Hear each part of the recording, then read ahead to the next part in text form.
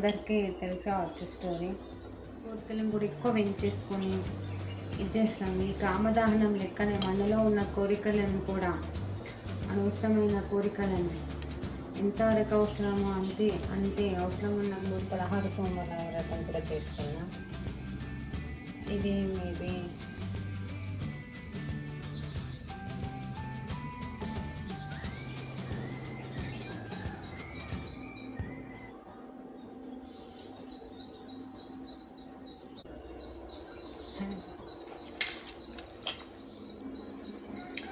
ఈరోజు మండే అండి, రేపు హోలీ, ఈరోజు కామదహనం చేస్తారు కదా. అదే కొన్ని ఊళ్ళల్లో ముందే వేసేసుకున్నారంట, నిన్ననే వేసారు కామదహనం. కాబట్టి మా విలేజ్లో ఈరోజే చేస్తారు. కామదహనం ఎందుకు చేస్తారో అందరికీ తెలిసి కావచ్చు స్టోరీ. నాకు తెలిసిన స్టోరీ అంటే, పార్వతీదేవి శివుడి కోసం ఎన్నో పూజలు ఎన్నో చేసినా అని తను యోగ నిద్రలో ఉండి, అంటే తనని పెళ్లి చేసుకోవాలని ఎంత కోరుకున్నా కూడా అది జరగదు. అన్న మొక్కుతుంది, ఒకసారి చూసి రావాలా.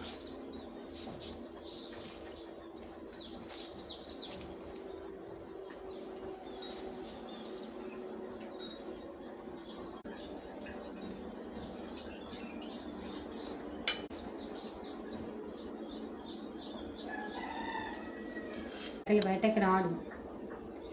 బయటకు రాకపోయేసరికి దేవతలందరూ కలిసి మన్మధుడి దగ్గరికి వెళ్తారు.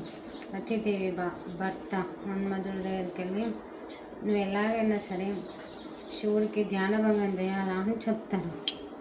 పాపం ఆయన ప్రయత్నం ఆయన చేయగా అంత శివుడు ఒక్కసారి కోపంతో, తను నన్ను ఎవరో డిస్టర్బ్ చేసారనే కోపంతో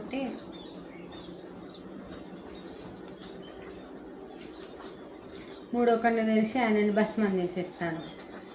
అయ్యో నా భర్త చనిపోయిందని రతిదేవి బాగా బాధపడతాడు. అయితే అయ్యో నేను కూడా ఆలోచించకుండానే వేసేసినానని కోపంతో ఏది చేస్తున్నాను ఆలోచించకుండానే వేసేసినానని ఆ బూడిదతోటి ఒక మాలలాగా తయారు చేసి ఆమె రతిదేవికి ఇస్తాడు. ఇప్పుడు నీ భర్త ఈ మాల రూపంలోనే నీ దగ్గరనే ఉంటాడు అని చెప్తాడు. మన విలేజ్లో కూడా కామదహనం చేస్తారు కదా, అంటే కట్టెలు గిన్నె తీసుకొచ్చి ఆవు పేడ, ఇక్కడ విలేజ్లో ఎలా చేస్తారంటే డప్పులతోటి ఇంటింటికి కట్టెలు అట్లనే పిడకలు కలెక్ట్ చేసి కామదహనం చేస్తారు. సేమ్ భోగి మంట టైప్ వేస్తారు, ఉంచుకుంటారు. నుదుటను కూడా ధరిస్తారు, గంటి బొట్టు. అంటే మన్మధుడి దహనం వెనుక అంటే ఆయన గుర్తుగా అంటే ఈరోజు జరిగింది కాబట్టి ఇది దహనం చేస్తారు. అంటే ఈ లాస్ట్ ఫాల్గుణ మాసంలో వచ్చే పౌర్ణమికి ఒక రోజు ముందు జరిగింది కాబట్టి ఇది ఈరోజు చేస్తారు. మనం మనుషులం, మనకు కూడా అనవసరంగా మనకు అవసరం లేని వాటి గురించి కూడా అవసరం లేని కోరికలను కూడా ఎక్కువ పెంచేసుకొని ఇది చేస్తాం. ఈ కామదహనం లెక్కనే మనలో ఉన్న కోరికలను కూడా, అనవసరమైన కోరికలను ఎంతవరకు అవసరమో అంతే అంతే అవసరం ఉన్న కోరికలను తప్ప అనవసరమైన అన్నిటిని తీర్చేసుకొని అదేంటి వచ్చి నేలనే కూర అన్నా సోమవారం అన్నా ఒక్కపోతే ఏంటంటే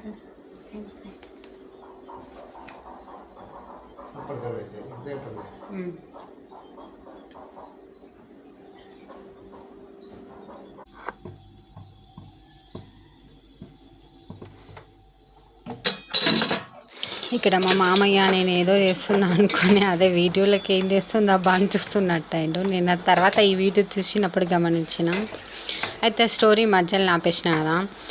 మన ఇప్పుడు ధర్మ అర్థ కామ మోక్ష అని ఉంటాయి కదా, అందులో కామ అంటే కోరికలు. అటువంటి కోరికలని అదుపులో పెట్టుకోవడమే దీని మెయిన్ ఉద్దేశం. అదుపులో పెట్టుకోవాలి అందరూ. కోరికలు అనేటివి అదుపు లేకుండా ఉంటే అనర్థాలు వస్తాయి అని చెప్పడానికే మెయిన్ ఈ కామదహనం యొక్క మెయిన్ ఉద్దేశం అదే, నాకు తెలిసినంత మట్టుకైతే అదే. కాకపోతే హోలీ గురించి కూడా ఇంకొక స్టోరీ ఉంటుంది, అది రాధాకృష్ణులకు సంబంధించిన స్టోరీ. అయితే ఒకసారి కృష్ణుడు చిన్న ఉన్నప్పుడు రాధతో కలిసి యశోద అమ్మ దగ్గరికి వెళ్తాడు. వెళ్ళినప్పుడు ఏమంటాడంటే, అమ్మ యశోద చూడు ఎంత అంటే పచ్చపచ్చగా అందంగా ఉంది, నేనేమో ఇట్లా నల్లగా ఉన్నాను అంటాడు. అయితే ఆమె వెంటనే పక్కకున్న ఒక కలర్ తీసి రాధాదేవికి పూస్తుంది. పూసి ఇప్పుడు చూడు ఇద్దరు సేమే అయిపోయింది కదా అని అంటుంది. అయితే ఆ శ్రీకృష్ణ భగవానుడు ఏది చేసినా దాని వెనుక పరమార్థం అనేది ఖచ్చితంగా ఉంటుంది. తను వెన్న దొంగలించిన గోపికలతో కలిసి ఏదన్నా చేసినా కూడా ప్రతి దాని వెనుక ఒక పరమార్థం అనేది ఉంటుంది. అట్లనే దీనికి కూడా ఉంది. అంటే మనం మనుషులము ఈ బాహ్య సౌందర్యాన్ని చూసి మురిసిపోతాం, ఇదే నిజమైన సౌందర్యం అని అనుకుంటాము. కానీ ఈ పై మెరుగులు కాకుండా మన లోపల ఉన్న మన ఆత్మ యొక్క సౌందర్యాన్ని పెంపొందించాలా అని చెప్పడమే దీని మెయిన్ ఉద్దేశము. అంతే. పై సౌందర్యం కాకుండా అందరూ అంత సౌందర్యాన్ని పెంపొందించుకోవాలని ఆయన చెప్పాలనుకుని ఇది హోలీది, ఇదే దాని స్టోరీ. నాకు తెలిసిన స్టోరీ అయితే ఇదే. అలాగే మనం ప్రతి పండగకి ఏదో ఒకటి పరమార్థం అని ఉంటుంది. అది తెలుసుకున్నప్పుడే మనకు ఆ పండగ యొక్క నిజమైన గొప్పతనం అనేది తెలుస్తుంది. అయితే ఈరోజు మండే కదా, నేను ప్రతి మండే మ్యాక్సిమం వైట్ శారీని కట్టుకుంటా. ఎందుకంటే నేను ప్రహార సోమవారం వ్రతం చేస్తున్నా కాబట్టి వైటే ప్రిఫరెన్స్ చేస్తాను.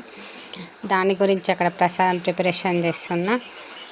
ప్రహార సోమవారం వ్రతం నేను నవంబరు యాక్చువల్గా చతుర్మాసంలోనే చేద్దాం అనుకున్నా. అంటే చతుర్మాసం కాదు, చాతుర్మాసం అంటే శ్రావణ మాసం నుండి కార్తీక మాసం వరకు. కానీ అప్పుడు ఎందుకో అంత ఇంట్రెస్ట్ అనిపించలేదు. దాని తర్వాత కార్తీక మాసంలో స్టార్ట్ చేసినట్టయినా నేను ఇప్పటివరకు ఇంకా కొన్ని రోజులు అయితే అయిపోతాయి, దగ్గరికి వచ్చేసింది. అయితే ప్రతి పూజలో ఒక సంకల్పం అనేది ఉంటుంది. అంటే షోడశ పూజలలో అట్లా విధానాలలో సంకల్పం ఖచ్చితంగా చెప్తాం ప్రతి పూజలో. కానీ నాకెందుకో సంకల్పం చెప్పుకోవచ్చు, కానీ దేవుడి ముంగట కోరిక పెట్టి పూజ చేయడం నాకు నచ్చదు. నేను అసలు ఏది కావాలి అది కావాలని ఎప్పుడు ఏ దేవుడిని కోరుకోను. పనియే ప్రత్యక్ష దైవం అని పని చేసుకుంటూ పోతే మన కోరికలు మనకి ఖచ్చితంగా నెరవేరుతాయి. కానీ ఈ పూజలు ఏంటంటే మనం అనుకునే సాధించడానికి మనకు మానసికంగా ప్రశాంతతనిస్తాయి. నిజంగా ఒక పూజ మనల్ని ఎంత మారుస్తుంది అంటే అది చేసే వాళ్ళకే తెలుస్తుంది, చేయని వాళ్ళకి చెప్పినా కూడా అర్థం కాదు. ఖచ్చితంగా గంటలు కూర్చొని ఇదే విధానాలతో చేయాలని ఏమి ఉండదు. ఏదో ఇంత దీపం పెట్టేసి ఓ 10 నిమిషాలు ఆ దేవుణ్ణి చూస్తూ కూర్చున్నా కూడా అది పూజ లెక్కనే అయిపోతుంది మన మానసిక ప్రశాంతత కోసం. నిజంగా భక్తిని మించిన ప్రశాంతత ఎక్కడ ఉండదు. ఒక భక్తిలో నిజంగా మనం ఎవరిది ఏంది అనేది మర్చిపోతాం. నాకు ఇట్లా ఉండడం బాగా ఇష్టం, పూజలు చేయడం. అందుకే నేను ఎక్కువ ఒక పూజ తర్వాత ఇంకొక పూజ చేస్తూనే ఉంటాను. నాకు దీంట్లోనే ప్రశాంతత ఉంటుంది. నిజంగా నేను అందుకనే చేస్తాను. ఆ దేవుణ్ణి చూస్తూ ఒక 5 నిమిషాలు కూర్చున్న చాలు, మంచిగా అనిపిస్తుంది. ఓకే అండి, వీడియో అయిపోతుంది. మీకు హోలీ స్టోరీ ఇంతకు ముందే తెలుసా, లేకపోతే నా వీడియోస్ ద్వారా తెలుసుకున్నారా చెప్పండి. మీరు మీ మైండ్ఫుల్గా బతకడానికి ఎటువంటిది యూజ్ చేస్తారు?